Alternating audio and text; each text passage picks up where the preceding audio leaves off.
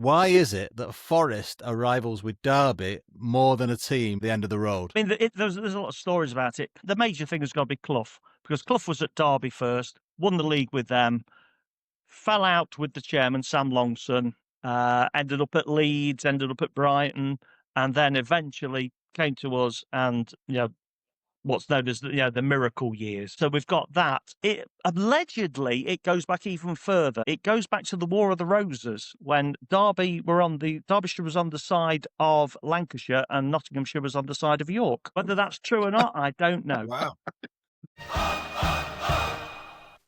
There's this thing in English football we've all come to accept. Every tedious dickhead has an opinion on Manchester United, and almost without exception, United fans feel nothing in return. Only 2 or 3 clubs elicit adverse feeling, and fondness for other sides sounds like one we'll leave for the lads at Charlton and West Didsbury. But Nottingham Forest might just be an exception, and that is down to one man. A man who got a lot of things wrong, said controversial things for the sake of it, and towards the end was always drunk. That man, of course, is Steve Chettle.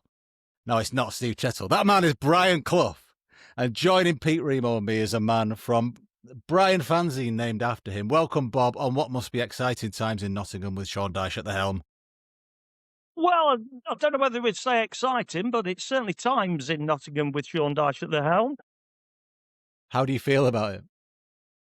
Well, anything is better than Postecoglou. My God, what a bad manager. Absolute awful. He was hated by every single person in that ground.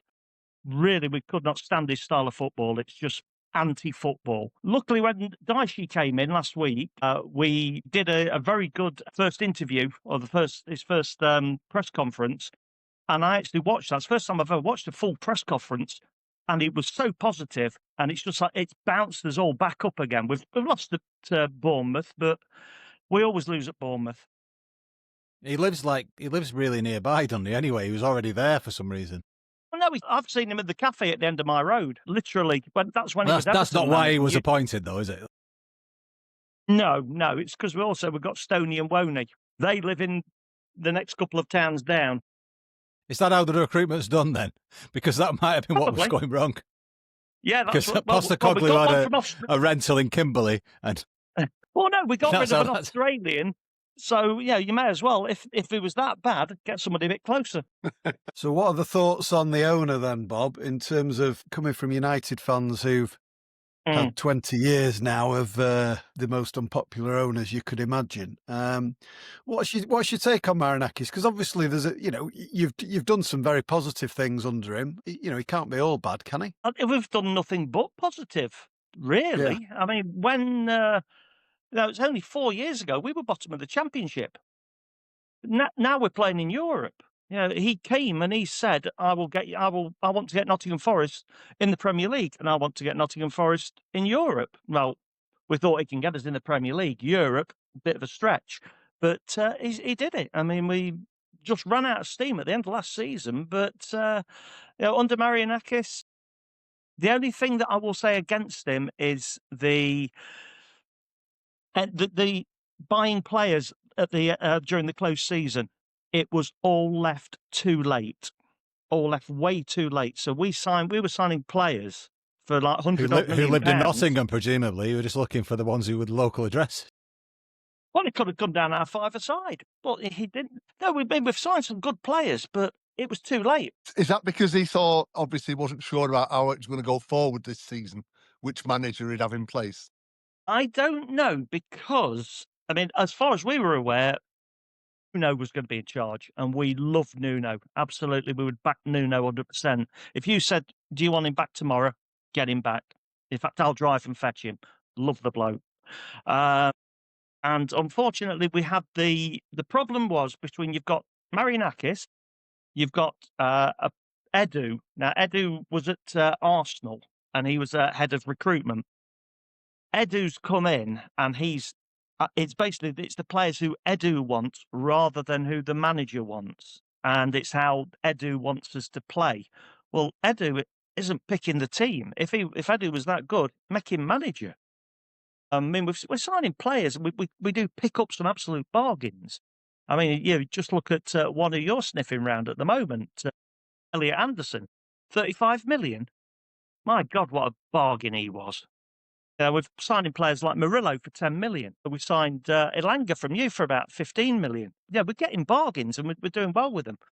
I think now we've moved on and we're buying bigger players. When you go in and sign in like McAtee and players like that, I just think something's gone wrong. We should have stayed at that level. So you don't put the separation with Nuno down to what happened at the back end of last season in that Farshall game?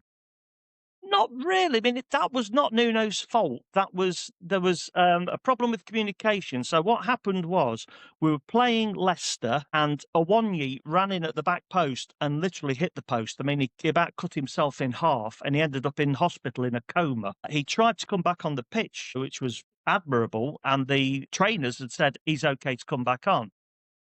He should have been taken off immediately because when you end up in a coma, that is a bad crash. And that was a bit of a problem, but hey ho, that's how it goes. It's just all very public on the cameras, wasn't it, between the manager and the owner, that's all. But they could have kissed and made up. Yeah.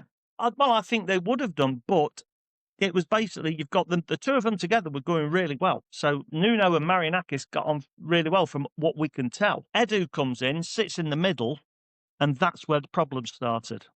Right. I mean, if anybody should have gone, I would have got rid of Edu myself. Mind you, it was working really well for you lot up until that point. I'm pretty sure you beat United twice last season. I remember being at Old Trafford for one of them. Would they be your favourite memories against United, or do you go back further for games that I couldn't think of, like, I don't know, quarter-final in '89 or something like that? Robbed. One of my favourite earlier games when I was going away was the one where Nigel Clough scored the header in the last minute to make it 3-2 to us. What was that? 87 or 88 or something? 86, 87. I started going to away games in about 82. And I've got to say, going to Man U was always one of my favourites because we always used to win there. I mean, I don't know if you remember back then, but we used to come and win at Man U all the time. A given. We tried to make that pitch as bad as possible for passing sides as well, so it didn't really work against Forest. Yeah. And then the one that I would really remember was the 4-0 in 1977. Yeah. That's when Pete. Yeah. I was there just before Christmas. That's the one. Everyone was saying, Forest have come up, the bubble will burst. Thank you, Bob Wilson. And we carried on and we won the league, the only time we have done it. I once met Tony Woodcock in a nightclub near Manchester Airport. Some of you might remember it, Kells. And it was before the Euro 96, and he was over to commentate for German TV. And me and my mate we'd had a couple of drinks and we were winding him up. He was talking about Forest, and we jokingly said to him, you never did very well against United though, Tony, did you? And he went absolutely spare. And he went on and on about that hat-trick in that he scored a hat-trick, did he not, in that 4-0? And one of two, I think, yeah. Two. But he played well. One of them was on the start of Match of the Day the season after, I think, because it was an absolute cracker. Yeah. And he was really, really angry. He was going on and on. It was on Match of the Day, don't you remember? And I was like, we're only 4, Tony. Wind it in. We're only joking as well. Anyway, fair play. We absolutely spare he went. That Bob and lads, that game was dreadful. I mean, it was during a period where, for about 5 or 6 years, our Christmases were dreadful. We just fell apart, first division and in the second division. But that was under Dave Sexton, and just to show how inconsistent we were, you hammered us 4-0 at Old Trafford. A few days later on Boxing Day, we went to Everton and United won 6-2. So, it really was flip-flop. I'm glad you saved them for Everton. Yeah. Andy Ritchie's debut, I think. Anyway, were you at the third round in 1990 then, Bob? Third round in 90, I would have been definitely. Robbins, but it's much more forgettable. I remember the game that saved Fergie's job and thereby dictated the 90s.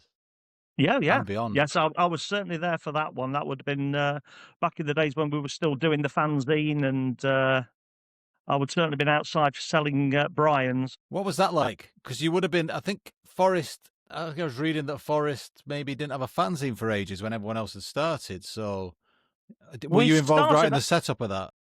No, I wasn't. It's a lady called Julie Pritchard. She did it, Yeah. and she actually lived in London at the time, but her boyfriend was a massive Forest fan, and she used to come up with him, and then she fell in love with Forest, and she was a football fan, and she used to run. She did one of the early fanzines, one of the first ones. It was called Balls, and it was the first one done by a woman.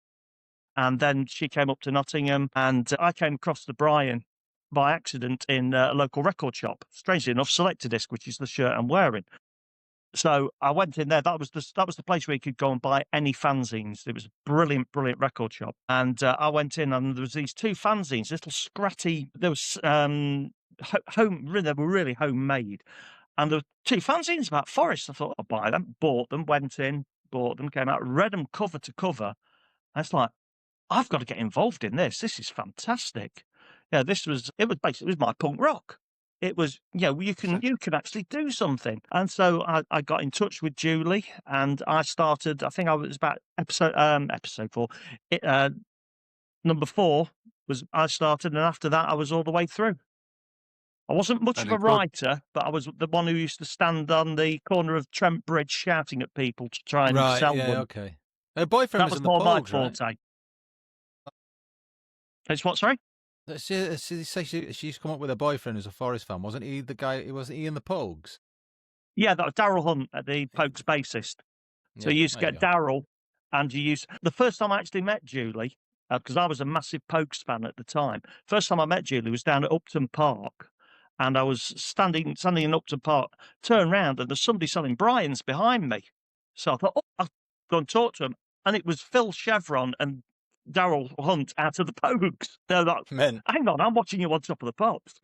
Yeah. And so I went to talk got in touch with Julie. She came, and then we had there was a pub that we used to go to in Nottingham called the News House, which was made our basically headquarters. And she's still up in Nottingham. She's moved up to Nottingham and still lives up here. Fair play. So, what about the 8-1? Were you at that one? I was indeed. I started walking out at 6-1, and by the time I reached the bottom of the steps, it was 8. Well, this is what happened to a mate of mine. So a load of us went in the car, and I remember that the tickets for I think it was like an uncovered away end. I think our tickets were 25 quid.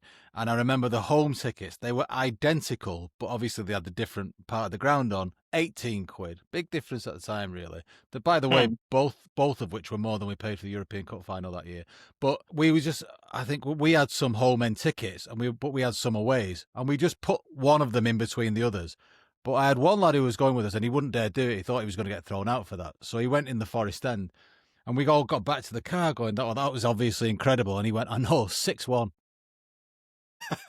Sorry, I know. I don't. That day was incredible because Forest fans went a bit rabid and can be kind of, there's a thing in the East Midlands that can be a little bit Little England, right? And at that time, the anti-England expression among Manchester United fans was quite rife because of Beckham in the World Cup and the reaction they'd got, and West Ham hanging effigies and stuff like that. So it was very much siege mentality, and I would go at England. And I can remember Forest fans trying to get up, trying to come in and get us or something like that.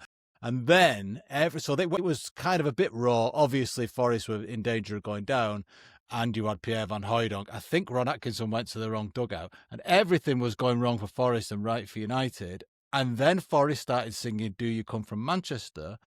And within a minute of that, it might have been just like 10 or 20 seconds, the tannoy announced that extra trains were being put on back to Manchester after the game. It could not have gone any better. It was one of the funniest days I've ever had. Yeah.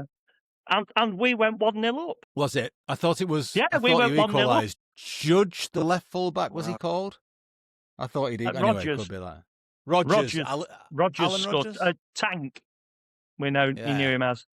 Yeah, good left foot on him. He also played here. Anyway. I gave him a ticket away for that one. One of my less wise decisions. I had the opportunity to play football in a decent game, and I needed to play, and I gave my ticket away. And my mates literally rang me from the car park that they were in afterwards, and then they shut up. They were jumping around laughing, and then they shut up pretty quickly, and they rang me a bit later and said, yeah, it wasn't the right car park to be shouting about. What score was your game, Remo? Will have won, Vance. You know how good I was. One can only guess. When you went to Forest miles before that, Pete. Yeah, to Notts Forest, Oh, don't call them that. No. Nottingham Forest. Yes, I Nottingham know. Forest, thank you very much. I know. 68, 69, United European champions, and I'm 14, and I'm trying to get a bit of independence from my dad, even though he took me to the European Cup final. I wanted to go in the Stretford end on my own and away on my own. Of course, he wouldn't let me as 14, 15. But then as it got towards Easter, we played Forest in the game away, and he let me go on the coach. It was a Tuesday night. United had been in the European Cup that season, still were in the FA Cup, in the World Club Championship. So they only ran one coach from Manchester because it was a bit of a nothing game. But all the top lads were in it, top lads and lasses, real loyal supporters, not just the hard lads, but the real loyal supporters. And my dad let me go, and I had a place on that coach. And went to Nottingham Forest. We beat you 1-0. Sorry, Bob. It was one of That's all only right. 2 games. It was one of only 2 games we won away from home as European champions in the league. So I got lucky on that Tuesday night, and then it was just the start of a love affair where I just love travelling, watching United, still do. But yeah, God, no, I've not worked out how many years ago that was, but it'd be Which season a was long it? time.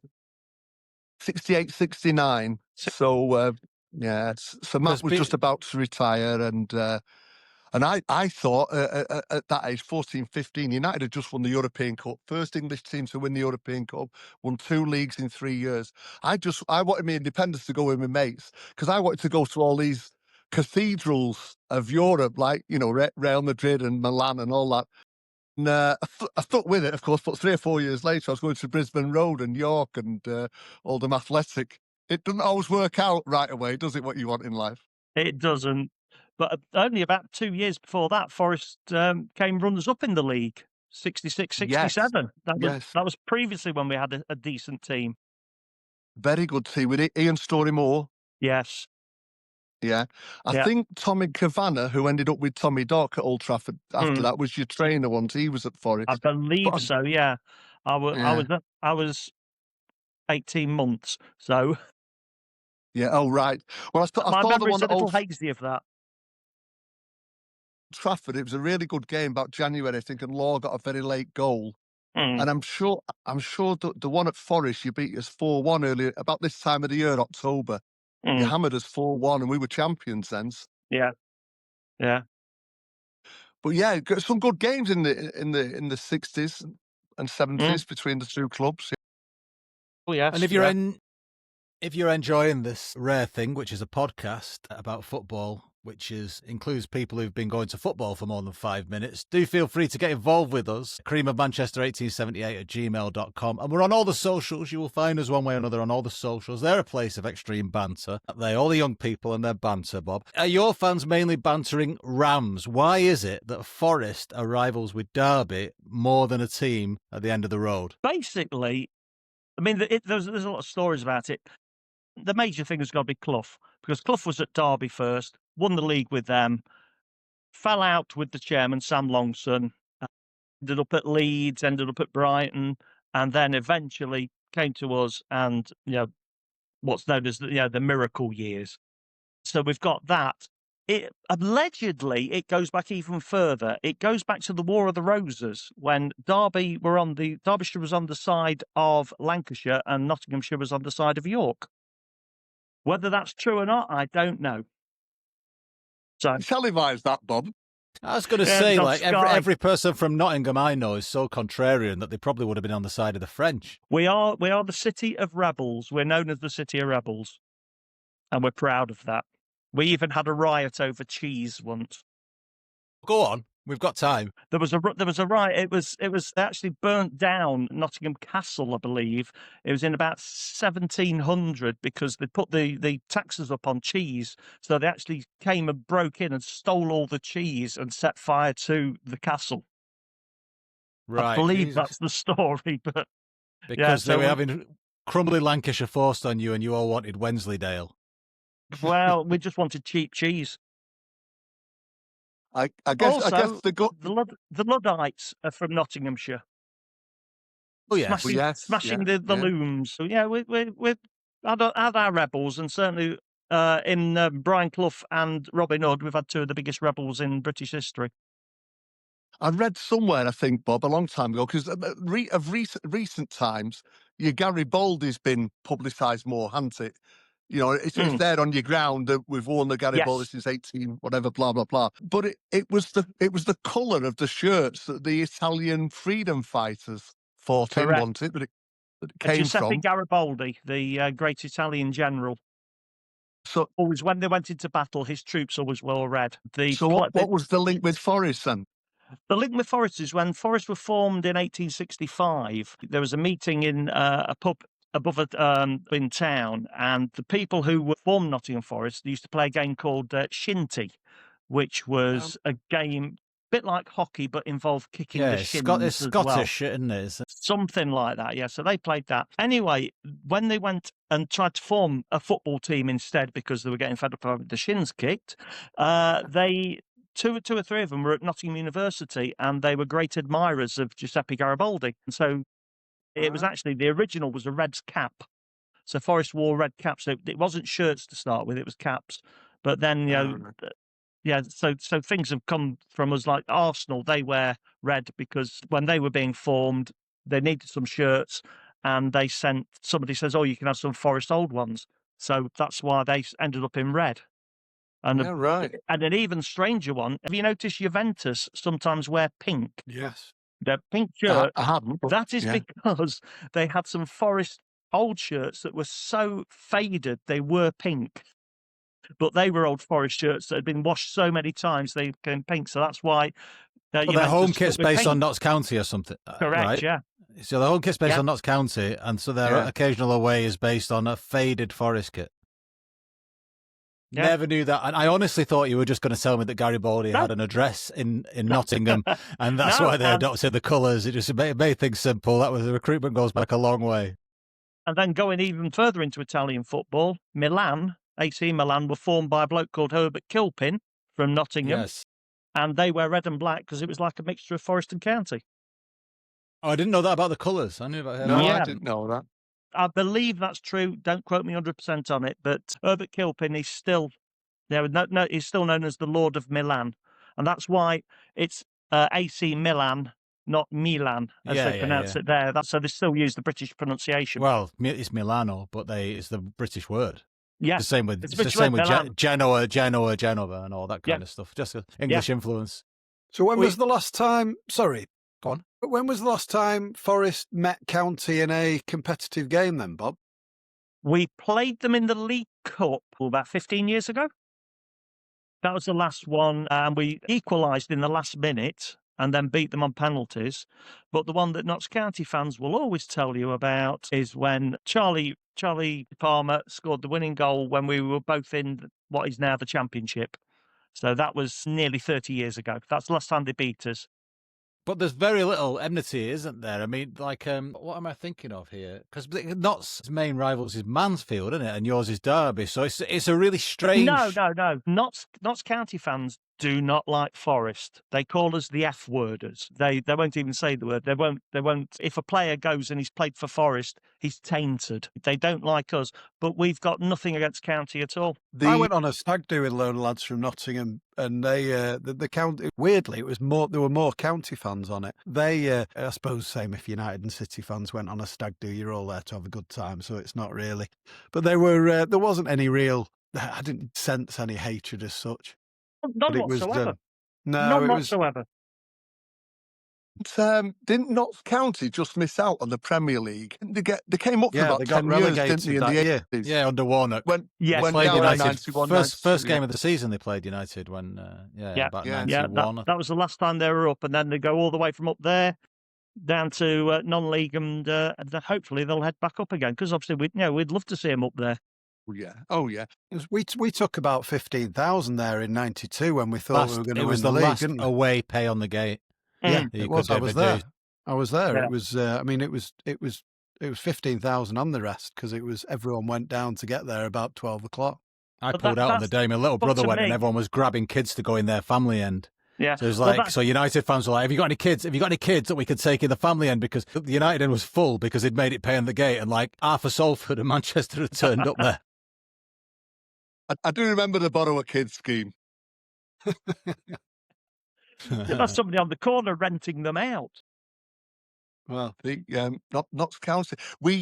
Manchester United clinched the second division championship in '75 by getting a draw at Notts County just towards the end, and there was a lot of dismantling of the away end. I mean, it was crumbling. It was a bit like Heysel, it was a very old ground. It was crumbling, but yeah, we won the title there in '75.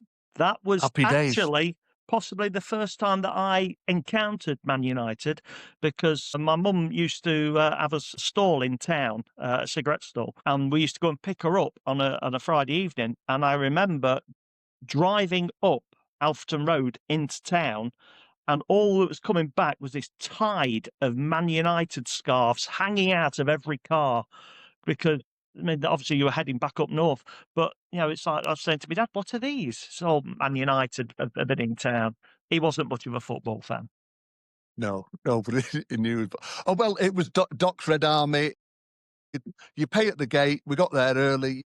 You take 5,000 to 7,000 to every away game, but some of them, especially the ones where there was a chance of winning something, easily 15,000. Like Remo said, some years later that was. Sheffield Wednesday, Blackpool would take over the ground, But just going back to that 1990 game, I hadn't realised this until a few years later, the one where Robbins did his header that allegedly saved Fergie. United took 7,000 and they were along the side of the ground, lowest tier, I think, of the Clough stand. But the crowd was only 23,000, so we had a third of the attendance that day, and even though the fans were turning a bit on Fergie, they weren't turning on the. There was real Manc defiance that day. It was kind of we'll decide, when we give up on our manager. The press were giving up on him. Jimmy Hill had given up on United, saying they looked beaten before they'd kicked off. Yeah. The support that day was tremendous. Yeah, it was. As much as Mark Robbins' header, I think it was United supporters that kept him in the job that day. Forest were a really good cup team then, and they were then. We're favourites, But we're very close. We're very close to Halloween, and just a spooky little thing, if I may. So Mark Robbins scored early in the second half with a header. To win 1-0, and it was a sliding doors goal for United. There's no doubt about it. It'd come out of the reserves from a few months before, and it played in the reserves at Nottingham Forest on, I think, the 11th of October 1989. Scored early on in the second half, and United with a header, and United won 1-0. So he'd done that trick, if you will, without Mark Hughes, only 2 months before. I don't know if that qualifies for really spooky, but it's the best one I've got. It's as close as we're going to get to Halloween on this. About time to wrap up. I just wanted to ask you, Bob, before we do, if we could set it up, how many Glazers could Marinakis eat in one go? I don't know. I mean, it's got a good appetite on him. How many Glazers are there in total? Is it 3 of them? Too many. I mean, there's about 7 of them getting dividends still, I think. Yeah. The problem is they have got not a football background. Marinakis comes over. He's been successful with Olympiacos, and so he actually has come over, and you can see he loves it, and he's really involved. Those guys are shysters who you've got, and I would love you to get rid of them. At least they've got some other owners who are like, own about 20% of the club or whatever it might be, 25%. And they've got some kind of football background in that they've done absolutely nothing at Lausanne and very little at wherever else it is, Nice or somewhere like that. Yeah. So we're in great hands, because there was a guy who did a bit of cycling.